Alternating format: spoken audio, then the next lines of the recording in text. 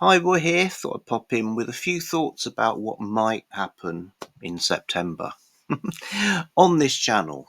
There's the possibility that videos will be a bit thin on the ground because we're having some work done and stuff like that. So on the house, so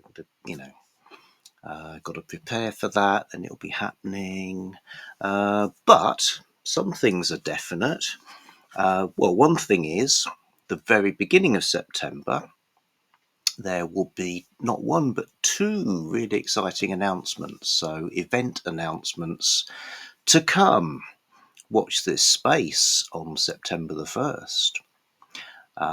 But apart from that, the absolute definite thing is my buddy read with Angelina of Books Do Things to Me, which is a really good channel. And we're going to read a interesting western called Vinnetou by Karl May. That's about half of this book that's got two novels in it. So it's very old, written in Germany where it's super famous, without its controversial aspects. But yeah, be an interesting read. It's also Shaketember.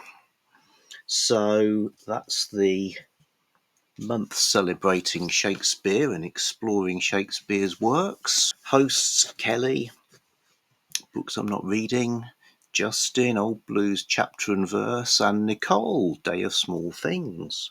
What I've picked up from the announcements is one thing that's going to be looked at is Pericles, which, if I'm honest, I wouldn't actually have remembered is a Shakespeare play, so that'll be an interesting one.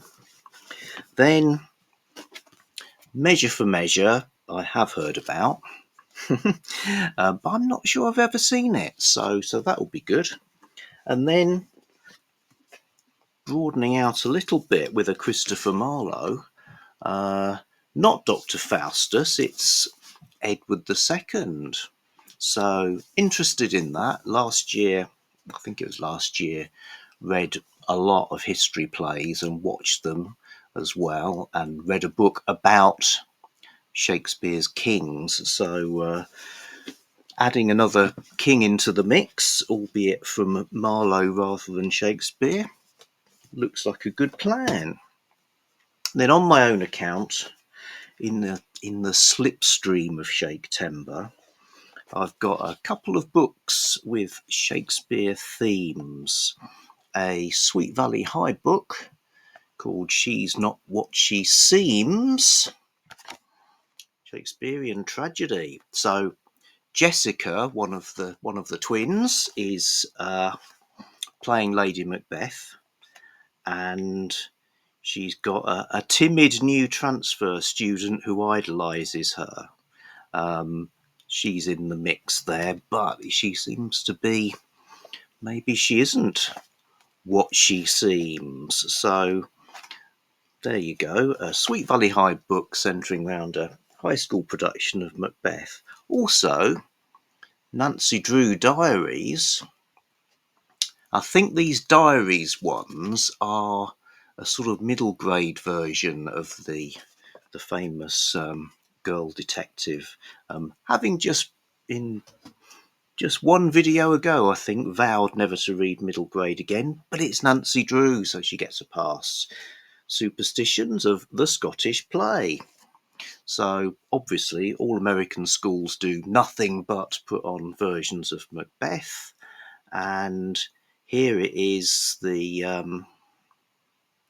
the director, renowned but superstitious Bear LaRouche, accidentally breaks his own rule to only call it the Scottish play, and then all of a sudden there's all sorts of disasters happening, and Nancy Drew's going to get to the bottom of it. So there you go. Also thinking, probably for the first time, at least deliberately, might do a bit of Shorty September. So that's the event that is about reading short books, and there are some fantastic prompts as well. and that's hosted by the channels to look at: Roving Reader, Crystal, Fibre Artsy, and Heather, Too Many Heathers. So I've sort of gone through the house grabbing a few short books. This is Sparrowhawk by Paul Finch, is a Victorian ghost story. Looks good, and a present it was from Dave Brzeski. So yeah, I think the sort of threshold of shortness is about 200 pages. And what have we got here? 147. Perfect.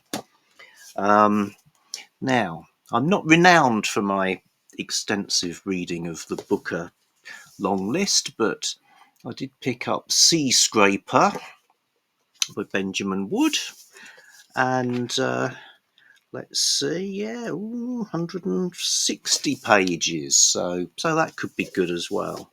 All I remember is that I read through the descriptions of the books, and a couple of them jumped out as things I thought I might be a bit interested in, so give that a try. Had this as while, I've had this a while, Ormeshadow by Priya Sharma. Now, I got this because I like Priya Sharma's writing, and the town I live in has a similar name to this, although we're at the other end of the country. So it's a gorgeous fantasy in the tradition of Ursula K. Le Guin's Earthsea books. Wow! And as well as good content, it's 168 pages long. Non-fiction wise, The Roma by Madeline Potter is a personal journey and a history of the Roma people. So that's something I wanted to learn more about. And I actually know Madeline Potter a little bit from her vampire scholarship, and both have connections with the local university here. Page count wise, it's a bit on the high side, but I'm thinking with sort of notes and illustrations and things like that, it probably won't be too different. So the Roma. This is one of those books where both myself and Jennie, we started looking at it, saying, oh, what's this all about? And then didn't really want to put it down, but we did until now. So that's another thing. I've got a couple of others as well floating around, so I might do a bit of that. Shorty September. What else? You might be...